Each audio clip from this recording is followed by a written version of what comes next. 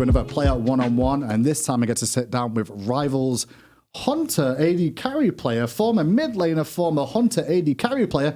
It's Pandacat. Panda, how you doing? I'm good. How are you? I'm great. It's great to have you on the show. First of all, just to talk about, well, you as an individual, really. And what I'd love to do is kick off with walking through your biography a little bit of like what the Wikipedia says about you. Okay? Yeah. So this is really, let's confirm these are facts more than anything else here. So Pandacat was born in Dnipropetrovsk. Yeah, I don't know how to pronounce that either. So Cool. In Ukraine. Yeah. He currently lives in New York City. Yeah. Okay. That's right. That's all I've got in your bio, more than anything else. Here's your trivia bit, so this is the most interesting part. During the Golden Bow meta of Season 3, Pandacat was known for playing hyper-aggressive Artemis with Blink.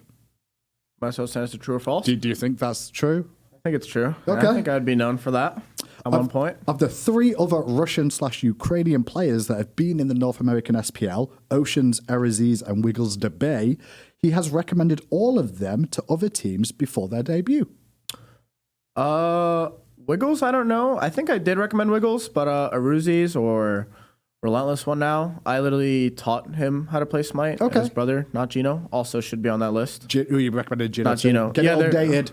Update that wiki. Update that because they're brothers, they're twins, and they used to always roast me for playing Smite. And I was like, why don't you guys give it a try? And they did, and now look at them. So And now they're doing pretty well. Yeah. For the most part. But yeah, Oceans as well. Yeah, I did recommend Oceans when he was still grinding. Is there a reason, like, on the trivia that stated that because they're Russian Ukrainian, or is it just like, No, do you that's a recommend any coincidence. player? That's a coincidence, yeah, for sure. I think if people are good and deserve a chance, I'll recommend them to anybody. That's fair. And the last trivia bit here, he prefers to refer to himself as Max over Maxim. Full name is Yeah. Maxim, I mean, it's right? just a nickname. Yeah. Maxim's a little, well, and people just don't know how to pronounce it right, so it just saves a little bit of a hassle. Just Max. Max is good. So tell me a little bit about like your upbringing and like where you're from, because obviously you were born in Ukraine. Are your family from Ukraine? Are you like American? What's going on? Well, I was born in Ukraine, and I have a lot of family in Ukraine, kind of distant. I don't know them, but I moved here when I was 7 months old. Lived in the Bronx, New York, if you're familiar with that area. I think we all, at least from the movies, we get some sort of Well, idea it's definitely not like the way it's depicted in the movies. I didn't live in like a bad area, but I lived there for 8 years, attended a private school, and then moved out to Westchester, New York, because we had family friends who lived there, recommended a place for us. And I've been living there ever since. But yeah, I was born in Ukraine, was raised speaking Russian. I went to a Russian kindergarten, actually. So can you speak Russian then? Yeah. Yeah, I speak Russian fluently. I'm still learning how to read it, but and I pretty much just kind of Americanized over the years, like speak fluent English and stuff like that. But I mean, I still speak 2 languages, and my family likes to speak Russian with me and stuff like that. So are you like an American citizen, or are you more? I'm more American than anything. Right. The Ukrainian side is just I was born there, and then that was pretty much it, and then kind of got out of there. Do you have any brothers, sisters? Are your parents still together? Like your mum, dad? You know, that sort of thing. Yeah, I have an older brother and a younger sister. Parents are still together. We live in Westchester together, and then I have some distant family in Ukraine. But other than that, we're all here. I'm pretty much as American as it gets, but I am lucky enough to speak 2 languages, which is nice. Oh, for sure. What do your family think about, the gaming and what you've been doing over the past few years? At first it was hard to like tell them what I was doing. Yeah. Like as a European with European parents, they never believed in technology or computers or any of that. So if you go back 10 years and tell my parents, hey, you're going to be making, a lot of money off video games, they'd probably just laugh at you and tell you you're an idiot and go to school and stuff like that. So it was definitely hard to show them what I was doing was legit. But I think when the SPL started and stuff, the budget was, or not the budget, the salaries were really low, but it was still enough to convince them like, hey, like this is really serious. And they became more allowing of it. At first, my parents were always like, no computer by 10, read your books and stuff like that. But who reads in 2020 nowadays? But yeah, after I started winning, they were definitely like, oh, this is real. So they kind of got off my back a little bit. And now they're really supportive, really supportive. My dad always asks, who are you playing next? Who's the next team you're playing? I saw you lost. I saw you won. Like step your game up. You're really doing well and stuff like that. So does he intrinsically know the game now? Or is he like get an overview and go, why are you losing? What's going on? It's pretty much like salt in the wound. So like we'd lose to somebody, he'd be like, nice job, loser. You lost. Stuff like that. But he doesn't know Smite at all. He just knows the teams. Like, oh, you beat SK, you beat this team, you lost to this team, like nice job, stuff like that. But he still follows. He tries to keep in touch with me. He always texts me like, oh, I saw your games. My cousin as well always checks my Twitter and stuff. Oh, nice job versus this team, nice job versus that team. And They try to stay in the loop with the gist of things, yeah. But you know, he's my dad. He doesn't know anything about computers, so. Sure, I think most of our parents are kind of like that exactly. for the most part too, right? But so you said like the first time they really like noticed it was like mainly when the money started rolling a little bit more. Yeah, pretty much. Did they see you on screen or something eventually? Have they been to the World Champs before or anything? No, like that? they've never attended Worlds, but it was definitely a mixture of screen time and a paycheck. I think it was like 4 years ago or whenever I started. I think in 2015, I got my first like monthly salary thing. Yeah. And I was like, look at this. And they're like, oh, okay. Like, not bad. We probably go to sleep at 11 now, not 10. But then, obviously, as things progressed further and further, got more and more money. And then it became like, oh, like, this is actually something he can do. So it became like that. Alongside gaming, when you were like, starting out with SPL and Smite and things, what were you doing behind the scenes? Like, education-wise, were you studying certain things or? Full-time student for most of my, like, career, I guess you'd call it. What were you studying? I was a high school student. Oh, okay. So straight out of high school. I've never been to college. You were young with SPL, right? Yeah, I started SPL 2015, so I was 15 year-old entering the league.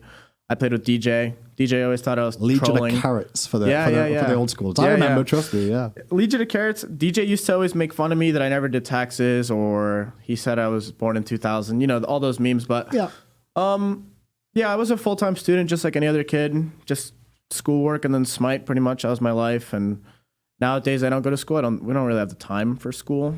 But I mean, I don't mind it. I like school. But yeah, I was a full-time student.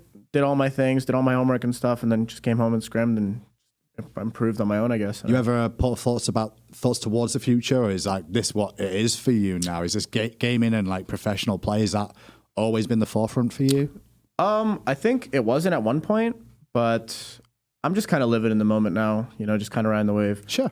I could quit and go to college and be like every other kid, but I think what all of us as SPL players have is a very surreal opportunity. Yeah. That I think many of us take it for granted because, I mean, if you told me when I was 10 years old that I could play video games, which is everyone's dream, and make a bunch of money off it, everyone would be like, sign me up, Yeah. I think I'm just kind of living like right now, just doing my own thing. I'm still thinking about the future. Obviously, it'd be great to not go to school and do something else and make money off it because school's a waste of money, in my opinion. But, I'm just kind of seeing where it takes me. If I have to go to college in 3 years, then I'll go to college. If I can not go to college in 3 years and start something up for myself, then I'll do that. But going with the flow. Yeah, pretty much, riding the wave. So how did you get into gaming then in the first place? Have you always been a gamer since, childhood? And if you did, like what kind of games were you really interested in? I have an older brother, as I mentioned. Yeah. And my older brother used to always play WoW. And as a kid, I didn't really have that much to do as a kid when I was young because I was still learning the language and stuff like that. We had a desktop in the living room, and I would just pull up a chair and just watch him play WoW all day, every day, 7 days a week. And then he ended up getting a laptop, and he started playing Counter-Strike Source. Mm-hmm. And then whenever he'd go out to dinner, I'd play a couple rounds. Yeah, I'd hop on the laptop. Didn't know that I was doing anything. Like, hop on the laptop, play a couple rounds here and there. And then eventually, I was given the desktop. I don't even think I played that many games. I tried to hop on WoW. I was main tank for a couple guilds, but I was 12 years old, so I'd never gone to voice comms. I was too shy. So warrior or druid or what did I play? Paladin? I played Pally. I played Pally tank for a while, and then I found Smite through YouTube, and it just kind of escalated from there on. I'd always say I've always been really good at video games. I've always played shooters. Was always like exceptionally good at them. And then I found Smite, and I was good at Smite the first day I played it. I got like 25 kills on Artemis or something like that, and I was like, oh, this game's kind of cool. And I just played it from there on out. But yeah, for the most part, growing up, I always had video games as like a part of me, I think. So that's what helped me get into Smite. What got you interested in Smite specifically? Like, what was it about Smite? Was it just like, oh, I saw the YouTube video? Because you said you saw a video and then the next minute you started playing it. Yeah, well, what happened was I used to watch Sly Fox Hound. I don't know if you know of him. Yeah. He did like Minecraft videos and stuff like that. At a young age, everyone loves Minecraft. So what he would do is he would post his videos, and I'd watch them all the time. I'd keep up to date with him and all the other people in that group. And he would post the God reveals on his YouTube and take them down after like a couple hours or so, right? And every once in a while, I'd see this thing, and I was like, what is this? Like, the first God I saw was Shibalanke. Okay. And I was like, what is he posting? Or what is Smite, right? And then I like YouTubed a little bit. I watched Strawberry videos a lot. And then Sly Fox would sometimes post like really cool gameplay videos of him with like all the other people. And I'd be like, dude, this looks really cool. Like the animations look cool, all the gods.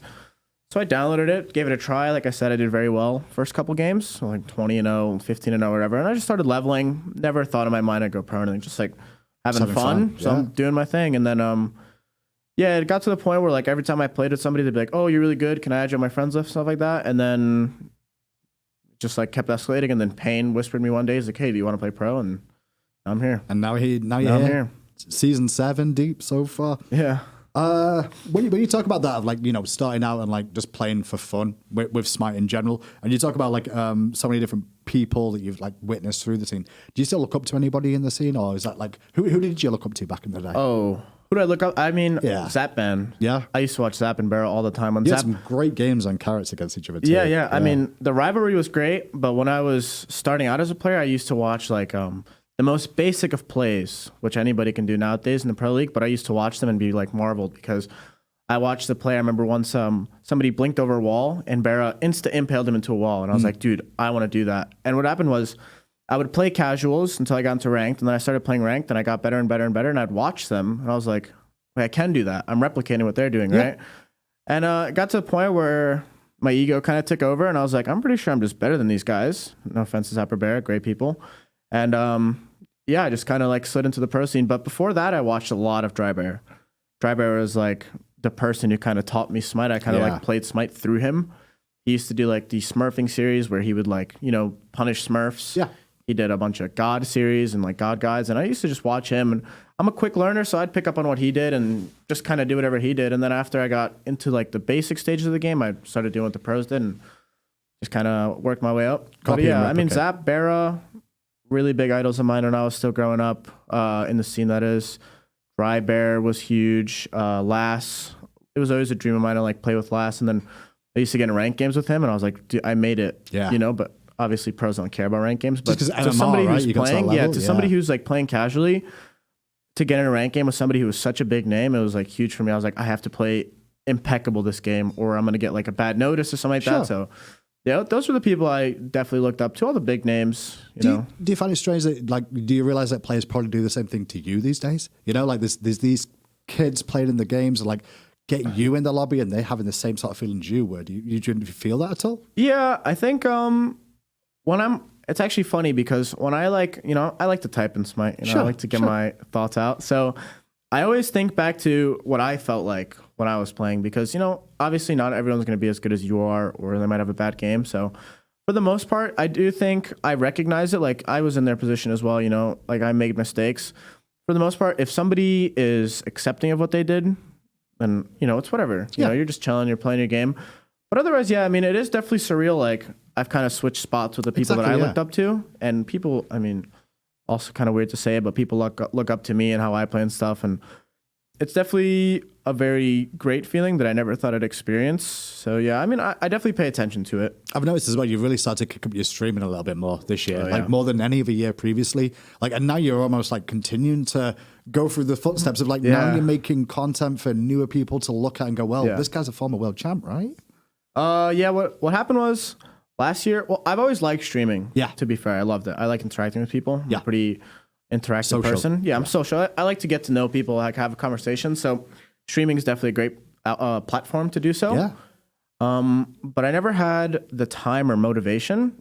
And it was mostly backed by analytics and statistics. Like I didn't get many viewers, whatever. And it's like, it doesn't affect me, but mentally it affects everyone, you know? Like if somebody's stream isn't booming that well, they're not going to have the motivation to stream. But yeah, recently I started, I think it was like February 3rd. I was like, you know, I'll just do a stream tonight. I'm not doing anything. And I think I got like 400 viewers or something like that. I was like, whoa, like that's never happened before. And then I just started going and going and going. And then I've had like crazy support, a lot of success. I started up a YouTube channel. Great. What kind of stuff are you putting on your YouTube then? It's mostly Twitch VODs. Yeah. Well, not VODs, but like good games that I play. Replays of the good games, And I try to like, when I know it's going to be a good game, I'll commentate the game a little bit more. I'll explain my thought process. So I'm like, oh, this game's against 5 pros. Let me turn off my music.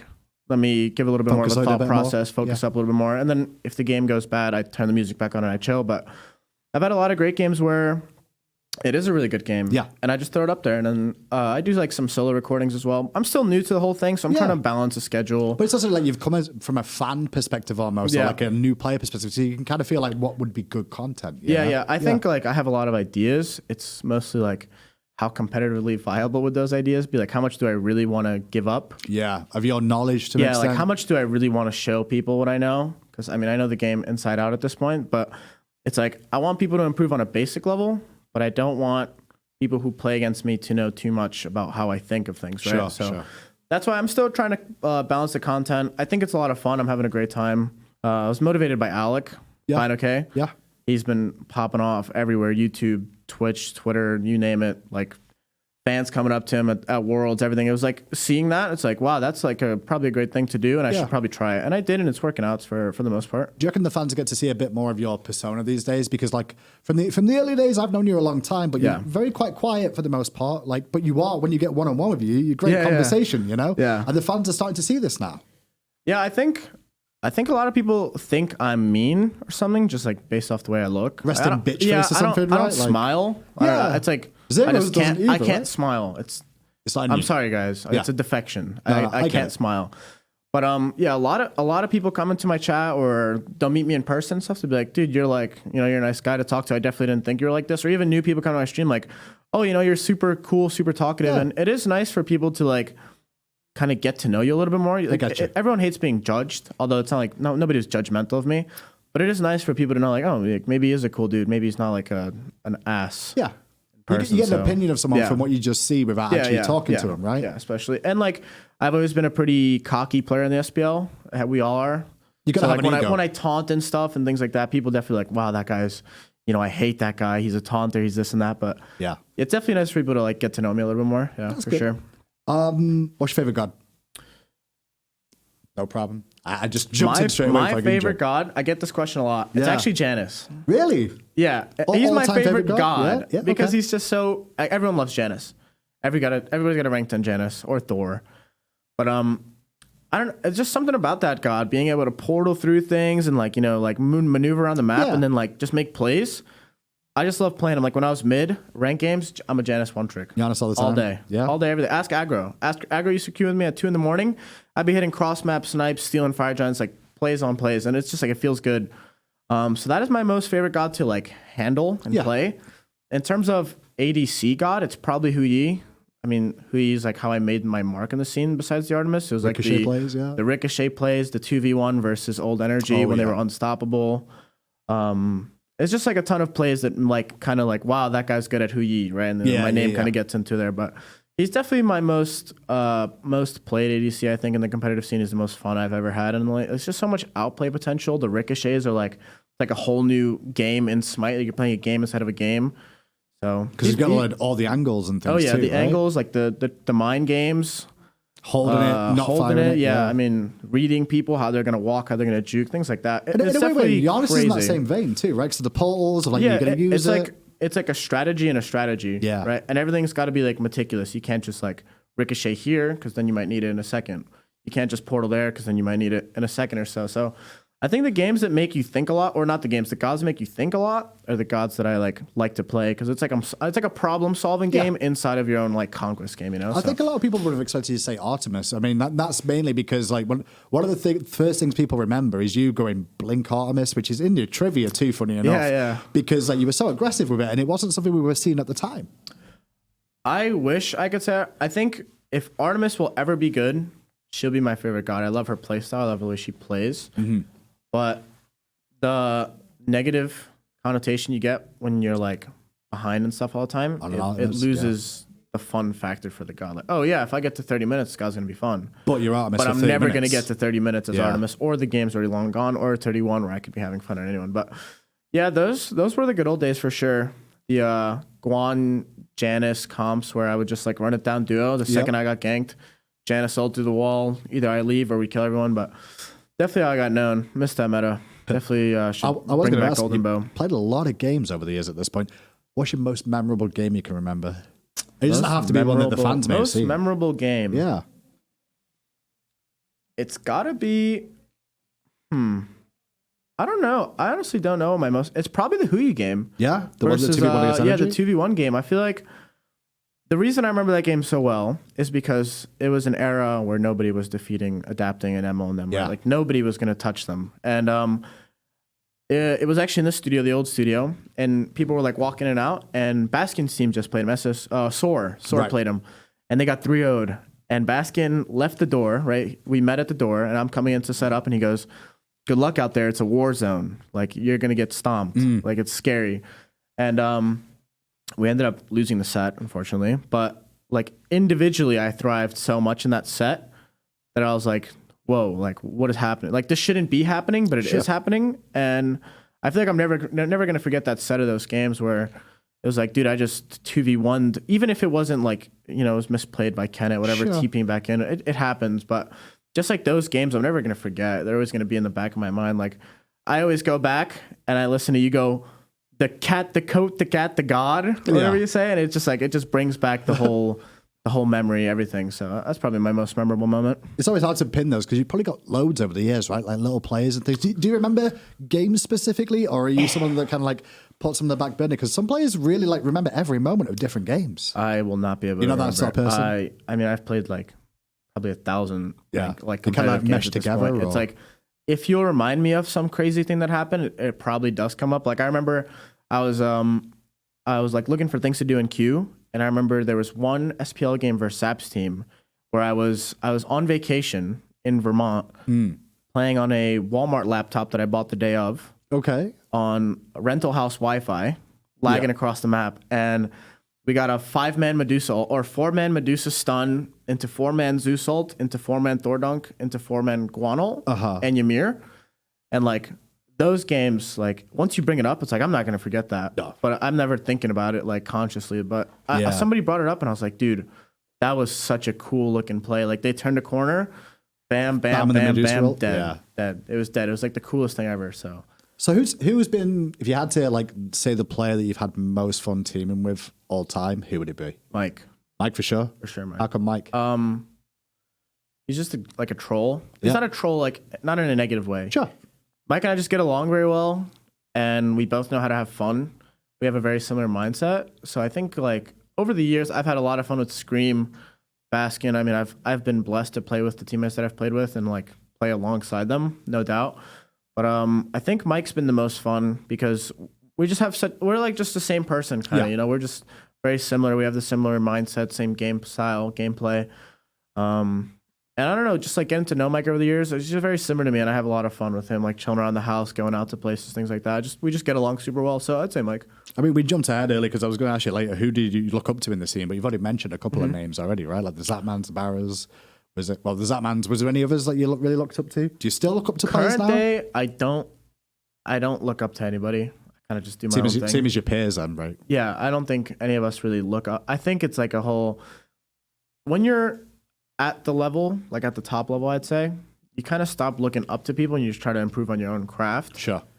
But when you're still getting into it, there's definitely names you should be looking at. Like if you want to learn mid, you should be looking at Dardes, Paul. If you want to learn jungle, Sam and them. But once you're in those shoes, you start looking less at them and looking at more of what you can do as a player and a person to get better at the game. So I like current day, I don't have anybody I look up to. Sure. I enjoy watching people play. Yeah. I like watching Cyclone play. I watching Sam play, Mike play. I like watching people play, see what they do. I kind of critique them mentally. But there's nobody I'm ever like, oh man, like I really want to be like them. I really want to do what they do. Because for the most part, I think a lot of people probably do that for me. Right. Which kind of sounds conceited, right? But no. People probably do watch what I do and would like to replicate it or copy it or learn how to play against it, which is like, it's a blessing and a curse. Showing it and then getting like showing what you know. It's good and bad at the same time. Does that really like kind of stop once you hit SPL, where you start necessarily looking up to them as much? Is it really that level, or is it like a little bit lower than that? You start that way. I even think it's higher than that. Really? I think there's people in the SPL who are no names or anything, but they probably wouldn't be in the SPL had it not been for circumstances like whatever, like moving, playing time wise, but. I think there's a certain level you reach when you individually as a player, you're like, okay, I'm probably just like as good or better than these players. Yeah, right? I'm on the same pedestal. I shouldn't be looked at as anything less than. Right. So that's when I would stop like looking up. I might be influenced by somebody. Yeah. Be like intrigued by something somebody did, but I'll never be like, wow, I can't wait to be that That good. person, Yeah, you know, that- that good. Because in your mind, you already are like quote unquote that good. Whether it actually shows or not, or whether it's true, it's one thing. But as a mentality thing, I think weak-minded people will always say they're worse than somebody. Right. But if you have a strong like confidence and a healthy ego, you're always Yeah. going to be on the same level as somebody.